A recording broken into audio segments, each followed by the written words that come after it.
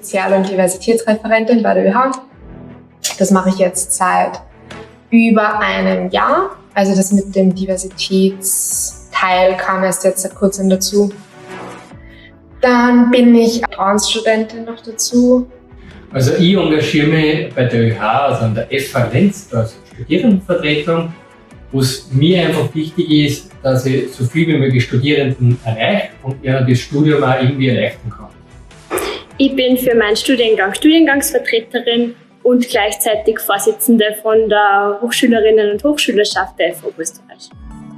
Ich selber einerseits Gruppensprecher für meine Kleingruppe im Jahrgang und andererseits ein Jahrgangssprecher und mache dort die Kommunikation zwischen Studiengangsleitung, Dekan und meiner Gruppen und auch die Bedürfnisse oder die Wünsche von meiner Gruppe und vom Jahrgang an die jeweiligen Stellen dann heran sozusagen. Ich war Studiengangsvertretung und ein Redaktionsreferat von der ÖH.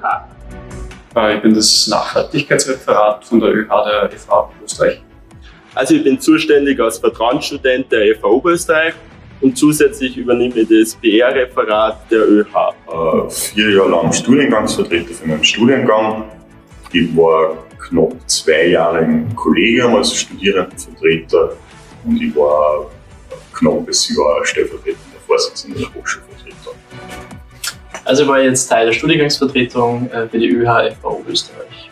Also Sozialreferat habe ich begonnen im ersten Lockdown. Das hat mich interessiert. Ich wollte sowieso mich immer schon ein bisschen mehr engagieren und so ein bisschen mitbekommen, wie es hinter den Kulissen abgeht und auch einfach der Drang, immer irgendwie etwas zu verbessern. Und dann habe ich das gesehen und habe mich beworben. Als Studiengangsvertreterin habe ich mich aufstellen lassen, weil die ÖH bei uns im Jahrgang einen Vortrag gehalten hat und mich das einfach interessiert hat und ich mich dann gleich dazu gemeldet habe. Und Vorsitzende bin ich geworden, weil ich vorerst im PR-Referat tätig war.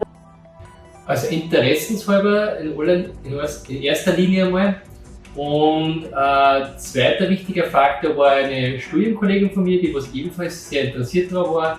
Und gemeinsam haben wir sich für den Weg entschieden und durch das ist es irgendwie zustande gekommen und ja, so ist das Ganze. Also die Rolle als Vertrauensstudent habe ich über einen Kollegen erhalten, der das Studium beendet hat und PR-Referaten Freunde in der ÖH gehabt haben, die noch einen Nachfolger fürs PR-Referat gesucht haben und mich dann gefragt haben und ich habe dann natürlich gerne zugesagt. Ich habe schon ein Jahr studiert und habe immer mitgeschrieben, was nicht irgendwie mir am Campus fehlt und bin dann auch auf die ÖH aufmerksam geworden und habe mich dann aufstellen lassen als Studierendenvertretung und auch beworben für die Redaktionsreferatstätigkeit und bin eigentlich durch Interesse zu der Tätigkeit gekommen. Das war eigentlich mehr, wenn es sonst keiner macht, dann mach's halt ich. Ja, es ist halt wer hereinspaziert bei uns in den Klassenraum und hat halt gefragt, wer will Studiengangsvertreter werden und ich habe gesagt, ja, warum nicht? Vertrauensstudierende habe ich jetzt gemacht, weil der alte Vertrauensstudent also keine Nachfolge gefunden hat und das passt halt auch zu dem, was ich mache. Meine Vorgängerin hat mich da ganz nett gefragt und da habe ich natürlich nicht abschlagen können, den Wunsch und generell ich bin war sowieso schon immer sehr in Richtung Nachhaltigkeit eingestellt und das hat eigentlich ganz gut gepasst. Im Endeffekt habe ich angefangen mit der Studiengangsvertretung. Das ist damals eben ausgeschrieben, sie suchen Kandidaten vor der Wahl. Ich habe dann dort gelesen, es gibt verringerte Anwesenheitspflichten und habe gesagt, hey, das ist meins. So hat das Ganze angefangen und hat sich eigentlich dann mit der Zeit einfach so weiterentwickelt.